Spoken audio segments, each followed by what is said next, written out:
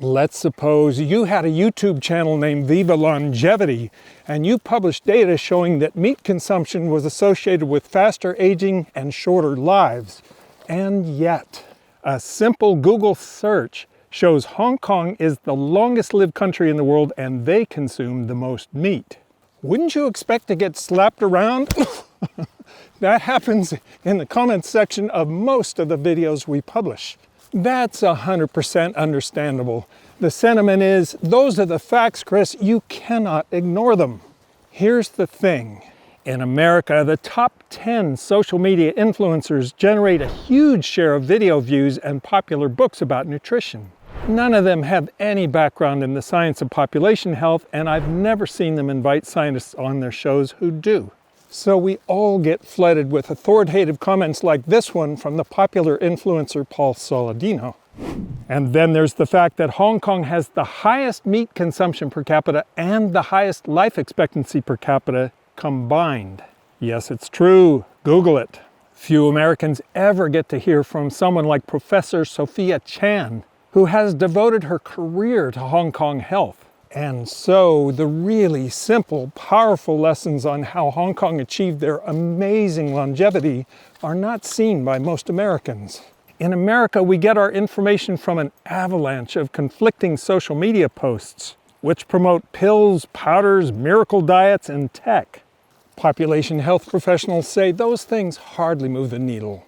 The scientists who get their PhDs in public health are epidemiologists. American influencers and brands have done everything in their power to discredit them. It doesn't matter whether it was about lead exposure, tanning beds, smoking, or red meat. We've interviewed 4 of them on Viva Longevity, and I haven't seen anyone who watched those episodes be able to refute them, with the exception of pointing out the issue of Hong Kong and meat, which does sound credible to many people. The really wonderful thing about epidemiology is if you learn even a few basics, you can see through a lot of misinformation just like that. I have a decent background in epidemiology, so I often fantasize about glasses people could put on to see the world as epidemiologists do. Let's see if I can explain the Hong Kong story as an epidemiologist would view it. Do these glasses make me look like Carl Fredricksen from Pixar's movie Up? What we'll learn later in this episode are 5 things we Americans can learn from Hong Kong health professionals that would really move the needle on our own personal health. But first, the thing that would jump off the page to any epidemiologist is the meat consumption number. Every epidemiologist would know how crude national estimates of food consumption are. For example, Hong Kong is known as a smuggling hub. And what do they smuggle to China? The most popular items smuggled from Hong Kong to mainland are frozen meats, used mobile phone, electronic device, and dried seafood. Did you notice the first thing he mentioned? Frozen meat. When we see headlines about customs officials seizing 200 tons of meat bound for China, we have to keep in mind that they also estimate the amount of meat they seize in 3 months is not even equal to the amount smuggled on a daily basis. It's a lot of meat. The other thing that epidemiologists would know at a glance is the numbers that FAO publishes and that influencers reference are based on carcass mass availability. That includes bones and all the parts we don't eat, like brains, since most of us are not zombies. Although, if I stay out too late in these haunted woods, they may come for me. Paul Saladino computed the amount of meat per capita people in Hong Kong are consuming based on those carcass mass numbers. He calculated residents consume over 445 pounds of meat per person yearly, well over a pound per day, ! What he didn't do is scroll up a few lines to see that these are carcass mass numbers. For example, the USDA computed the actual meat consumption in America after adjusting for carcass and waste, and their number is slightly less than half of FAO's number. Another reason epidemiologists would never rely on gross national average numbers is that a small percentage of people invariably consume an outsized proportion of the total.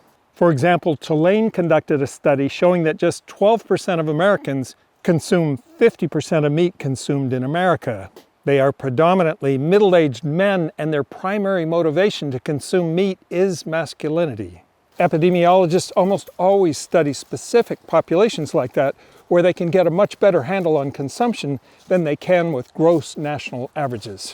I've seen a few surveys indicating Hong Kong has a similar distribution, with the wealthy and tourists consuming the most. Another thing epidemiologists would know at a glance is that Hong Kong is more a city than a country, which confers what's commonly known in public health as the urban advantage. For example, I'm filming this in rainy Salem, Oregon, where they list their average life expectancy at 86. My own city, sandwiched between Apple and Google in Silicon Valley, is also 86. Monaco is a city-state like Hong Kong, and the numbers they report are consistently higher than Hong Kong's. Another thing that epidemiologists would want to know is how long have the meat consumption numbers been high? Fortunately, there's a chart for that, and you can see it has more than tripled since 1960. Since a dietary change like that tends to be adopted by 20 and 30-somethings more than 70 and 80-somethings, it takes decades for numbers like that to be reflected in mortality numbers. But we also believe smuggling has experienced a dramatic rise like this, spurred on by tech advances such as e-commerce and the desire to bypass tariffs. How much of this rise is due to smuggling? Only the smugglers know for sure. So what are the factors that explain Hong Kong's phenomenal longevity? Every epidemiologist knows it's multifactorial, but there are a handful of factors that really move the needle. I'll let Sophia Chan explain the first one. So this is the inverted triangle situation that is actually very famous in public health. While the current situation, the government put in a lot of resources on tertiary care, secondary care, and less on primary care and public health promotion. But then there are more people who need, public health promotion, primary care, than tertiary care and secondary care. So really, we should be inverting, and going through this desired situation. What she's saying is that prevention is a whole lot cheaper than cancer treatments, kidney dialysis, and heart surgeries. I asked Dr. Adrian Coyce, who was an emergency room physician in Australia, who fell in love with an American girl, retrained, and now runs emergency rooms in America, to give a TEDx talk on why Australians live 7 years longer than Americans do. He gave a phenomenal talk. His answer is the difference is in primary care, involving both prevention and education, which are the core of the Australian system. And that is exactly what Hong Kong is doing, opening up primary care centers who educate their patients on prevention and diet. Not understanding this is sometimes used by American influencers to discredit the blue zones. Well, yeah, the blue zones have never had the sophisticated healthcare Hong Kong has. The second thing is diet. Here's their food pyramid, pretty much the same as all other long-lived countries. But unlike the US, they take it seriously. I don't know how I didn't realize that the food pyramid was nonsense. I should have known. It doesn't even have water on it.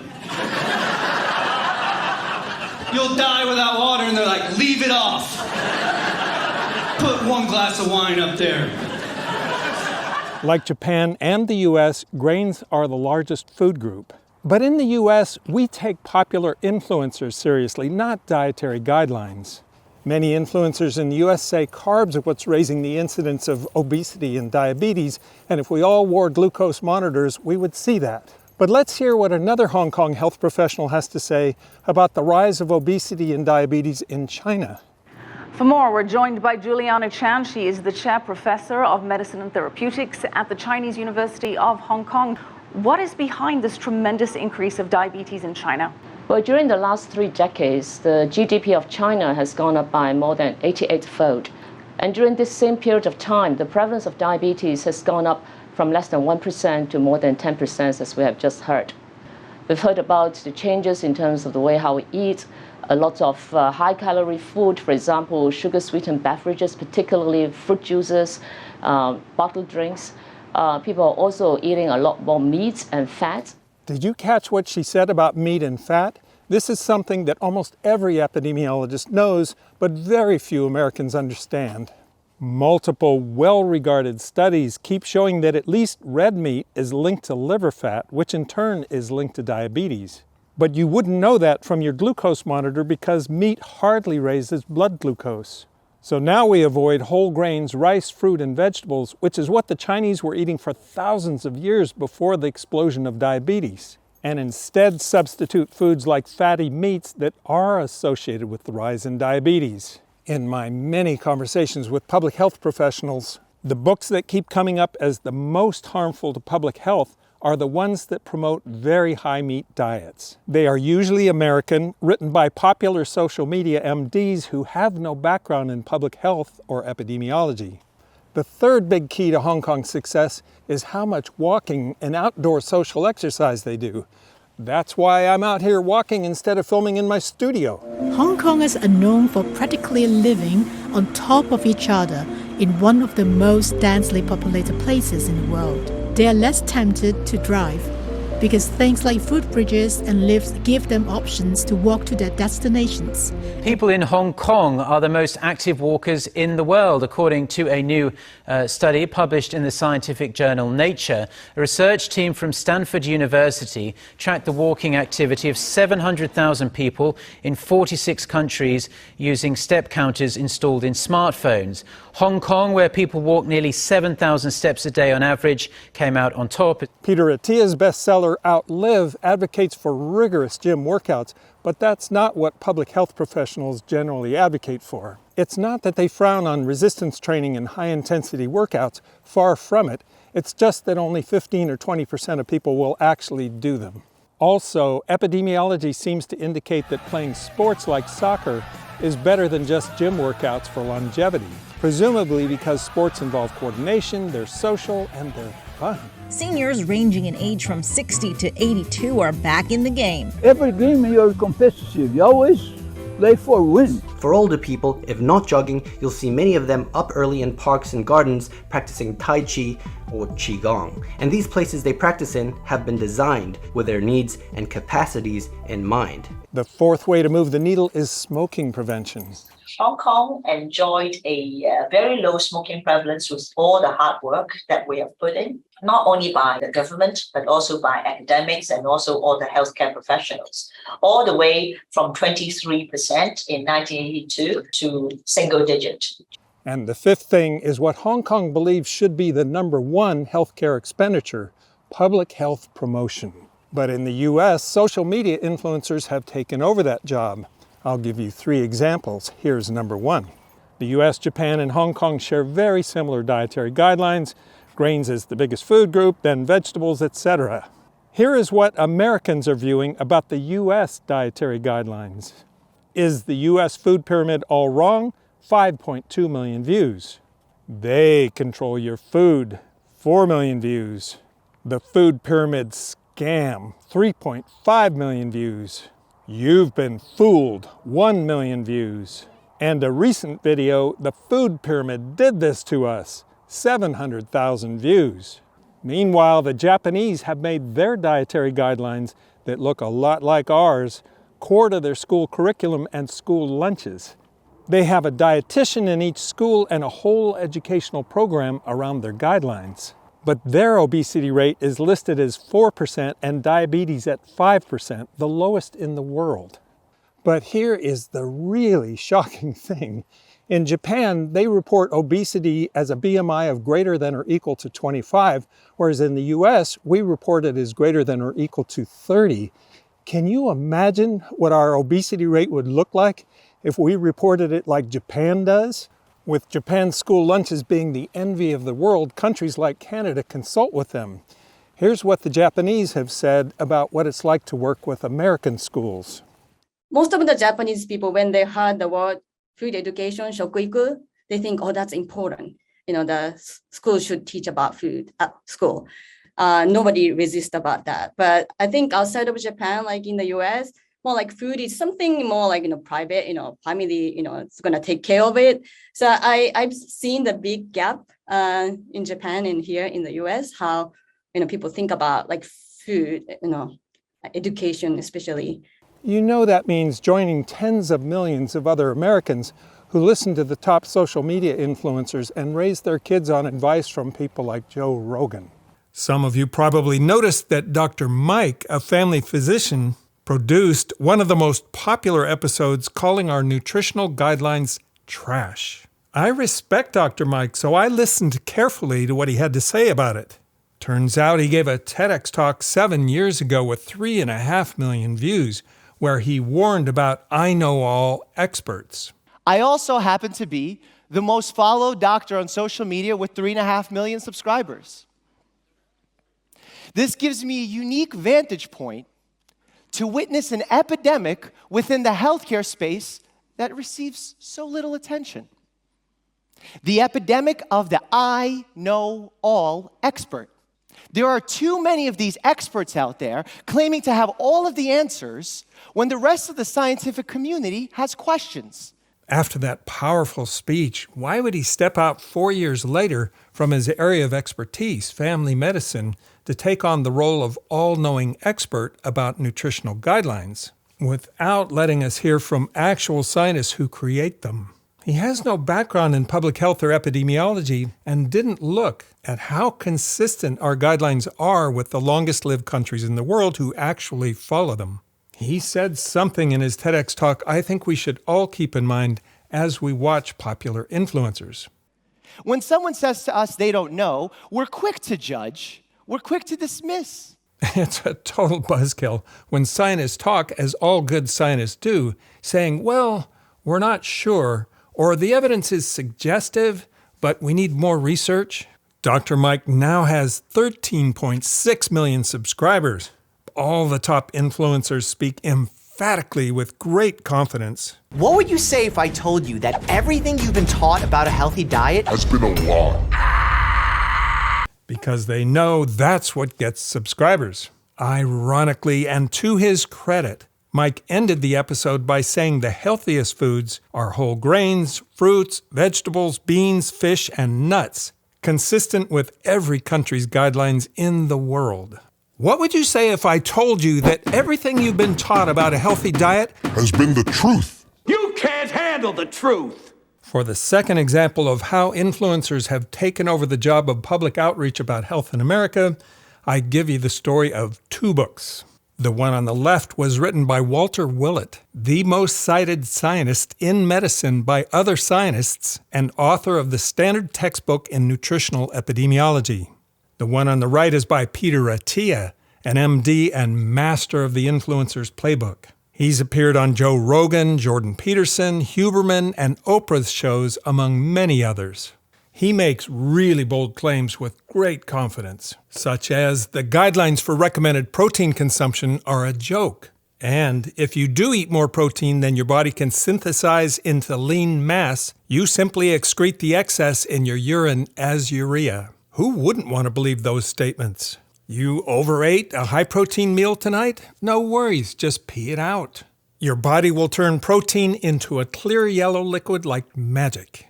The problem is, both statements are false and do public harm. If you eat too much protein, the body can't store it, so it has to convert it to sugar or fat. As part of the conversion process, it does break off the nitrogen, which does go into your urine. But the carbon backbone, where the energy is, remains, and you either burn it, store it as fat, or store a little bit of it as a type of sugar. Now, I sound like a know-all expert, but this really is Biochem 1A. I asked Christopher Gardner, a nutrition scientist at Stanford, to give a TEDx talk about dietary protein, which I'll link in the description. He's way above my pay grade and gave a fascinating talk. If your kidneys ever start to weaken and you tell your kidney doctor the dietary guidelines for protein are a joke, she is not going to laugh. She may throw up a little bit in her mouth. That's because kidney dialysis has become epidemic in America, and all the guidelines and all the advice I've ever heard from actual kidney doctors is to get your protein consumption down to the recommended level at the first sign of kidney disease. Our job as nephrons or kidney specialists is to slow down the rate of kidney function decline. If you just treated just a few of your patients on a low-protein diet, you can have such a dramatic reduction in their risk of going on to dialysis and their risk of developing kidney disease that progresses and death. There is another thing Dr. Mike pointed out about influencers in his TEDx talk. I'm going to be honest with you here today. I've received some of these offers in near seven-figure totals to support the IKA products.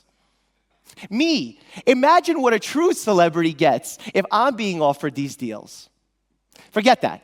Imagine what these companies make from IKA products that they're able to pay these huge sums of money.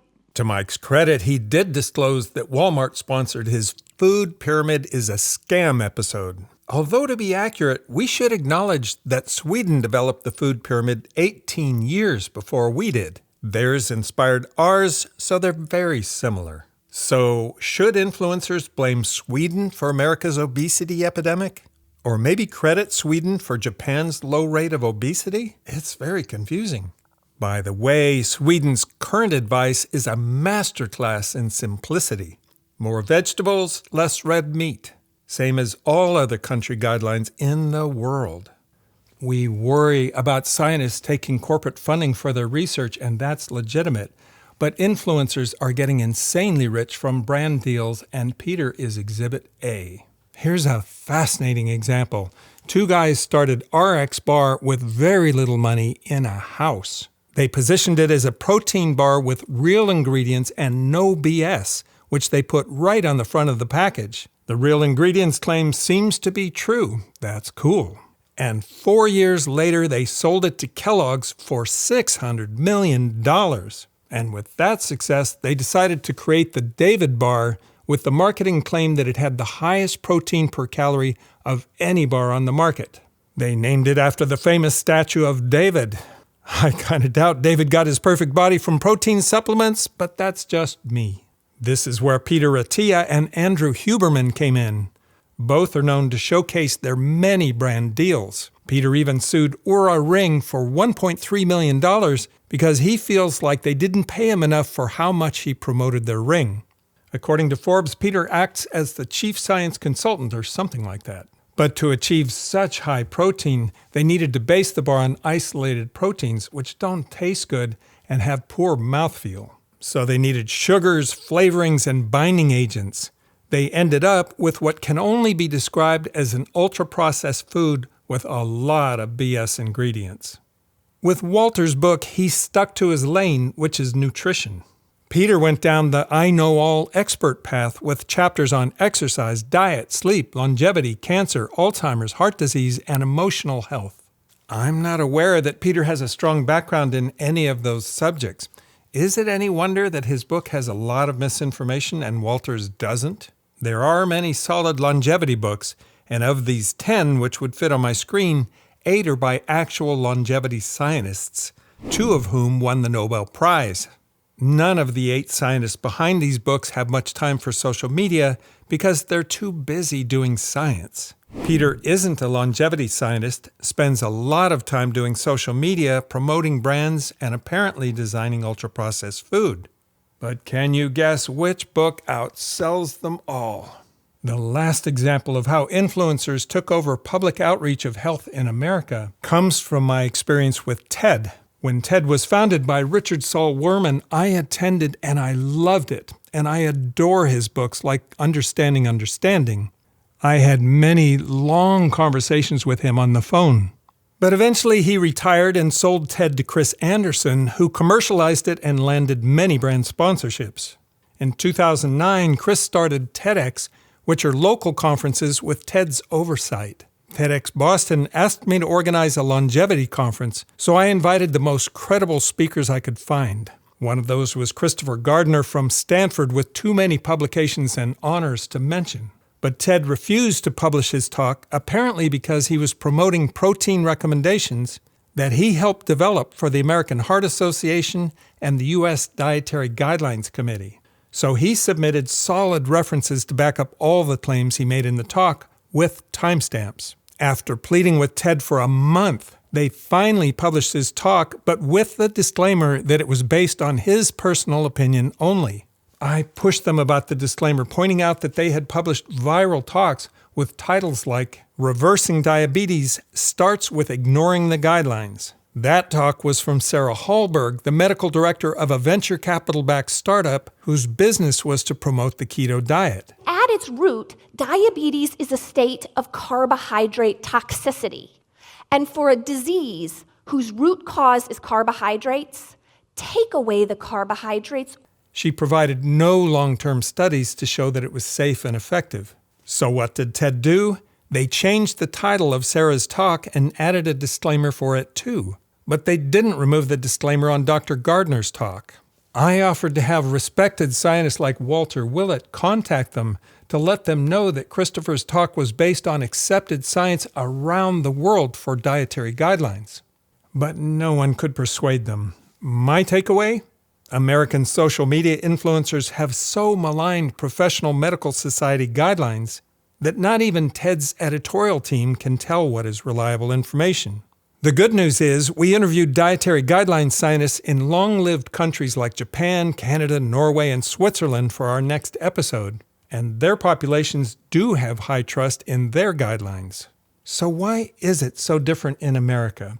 My take is we have both for-profit healthcare and for-profit health outreach where influencers are getting very rich telling Americans what they want to hear. But I'll let Dr. Mike have the last word on that. We support them with our clicks. We click on the catchy headlines. We click and purchase those miracle cure-all products.